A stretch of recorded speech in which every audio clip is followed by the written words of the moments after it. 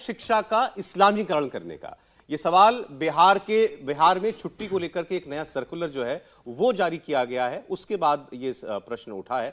दरअसल बिहार में जो छुट्टी है स्कूलों की 60 छुट्टी होती है, 60 की 60 छुट्टी तो है, लेकिन उसमें ईद उल अजहा, ईद उल फितर, उसकी जो पहले 2-2 छुट्टी हुआ करती थी तो बढ़ा करके 3-3 छुट्टी कर दी गई है। और दुर्गा पूजा की 6 छुट्टी होती थी, उसको बढ़ा करके कम करके 3 छुट्टी कर दी गई है। तो ओवरऑल जो छुट्टियां थी वो तो उतनी ही है। तो इस लिहाज से ऐसा कोई वर्किंग डे या स्कूली डेज जो है वो बढ़े नहीं है, वो उतने के उतने ही है। लेकिन रक्षाबंधन, मकर संक्रांति और बहुत सारे पर्व हैं हिंदुओं के, उनकी छुट्टियां खत्म कर दी गई हैं। और जैसा मैंने आपको बताया कि ईद और बकरीद की छुट्टियां जो हैं वो बढ़ा दी गई हैं। गिरिराज सिंह ने इस पर रिएक्ट किया, उनकी बात सुनते हैं, फिर हम यहां चर्चा करेंगे। नीतीश सरकार ने तीसरी बार तुगलकी फरमान जारी की है और मैं कहना चाहता हूं कि जिस तरह से हिंदुओं के छुट्टियों को शिवरात्रि जैसे महापर्व, जन्माष्टमी जैसा महापर्व, इन छुट्टियों को काट दिया गया है और ईद बकरीद की छुट्टी जो मुसलमानों में बढ़ा दी गई है। ये साफ जाहिर होता है कि नीतीश सरकार बिहार में इस्लामिक धर्म के आधार पर काम कर रही है और इसी कारण से अररिया, पूर्णिया, कटिहार, किशनगंज जैसे जगहों पर शुक्रवार को स्कूलों में छुट्टी हो रही है।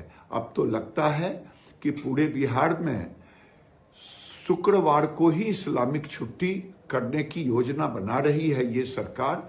अगर हमारे छुट्टियों को जिस ढंग से काटने का काम किया है, अगर नहीं इन छुट्टियों को फिर से बहाल किया तो इसका खामियाजा नीतीश कुमार को आने वाले चुनाव में भुगतना पड़ेगा। ये नीतीश कुमार नहीं कहलाएंगे बल्कि मोहम्मद लालू यादव और मोहम्मद नीतीश कुमार कहलाएंगे। अब ये जो फैसला लिया गया, इसके पीछे तर्क क्या है, जरा सुनते हैं। नीरज कुमार जेडीयू के प्रवक्ता हैं, उन्होंने क्या कहा।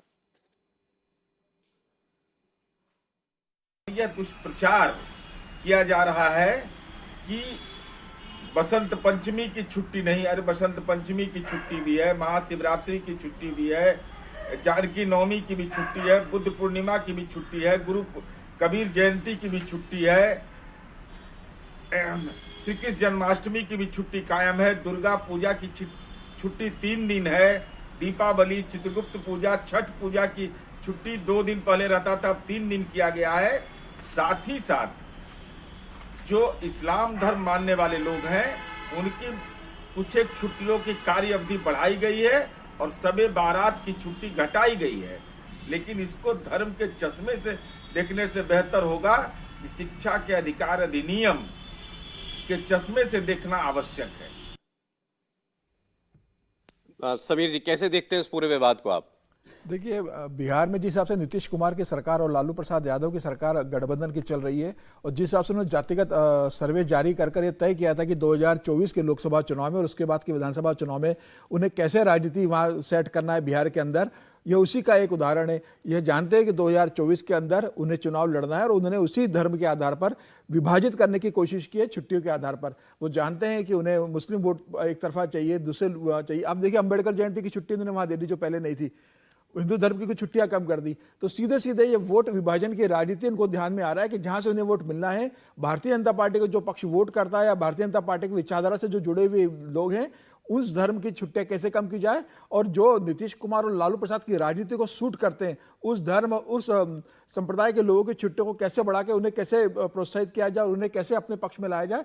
बेसिकली इस पूरे योजना छुट्टियों का लेखा जोखा आप देखोगे तो यही बताता है कि बिहार के अंदर यह कोई धर्म के आधार पर उन्होंने कोई बिहार के लोगों की जनसंख्या के हिसाब से नहीं किया है। उन्होंने अपने वोट बैंक की राजनीति को देखते हुए 2024 के चुनाव को देखते हुए बिहार की स्कूल शिक्षा विभाग ने जो छुट्टियां जारी की है यह उसी नजर से देखा जाता है। ये पहले तो ये समझें कि ये जो भी फैसले होते हैं कि इस पर्व पर छुट्टी होगी या नहीं होगी, इस जयंती पर होगी नहीं होगी, ये आपके राज्य की मान्यताओं पर बहुत बहुत कुछ निर्भर करता है कि भाई आप किस पर्व पर कितना बड़ा मानते हैं। जैसे छठ पर उन्होंने कहा कि एक छुट्टी एक्स्ट्रा दे दी गई। छठ बिहार में बहुत बड़ा पर्व होता है, लेकिन रक्षाबंधन नहीं बनता बिहार में, ये तो कोई नहीं मानेगा।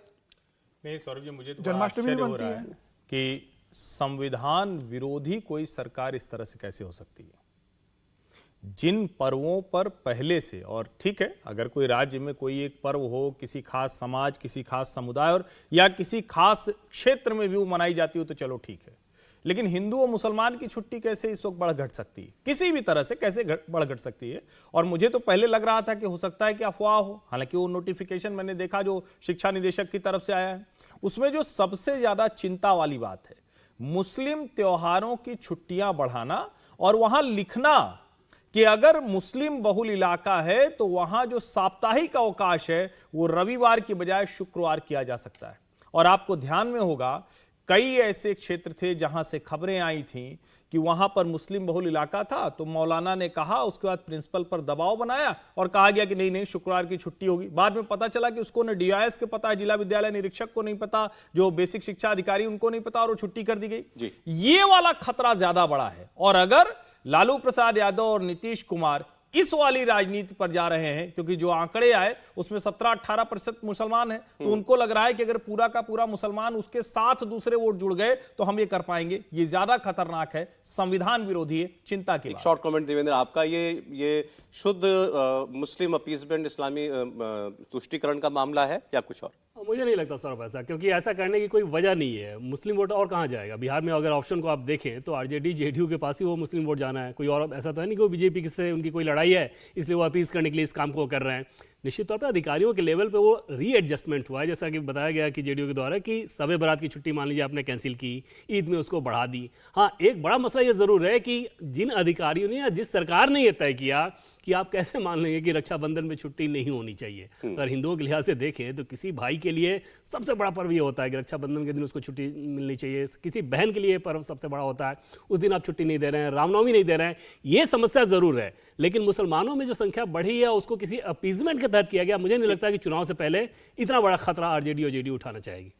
चलिए, तो बिहार और यूपी की बात हुई, एक ब्रेक के लिए हमको रुकना पड़ेगा। ब्रेक के बाद बात करेंगे तेलंगाना को लेकर। कांग्रेस और बीजेपी दोनों ने अपना एक सर्वे जो है वो जारी किया है, जिसमें अपनी अपनी जीत का दावा किया जा रहा है। उसमें क्या आंकड़े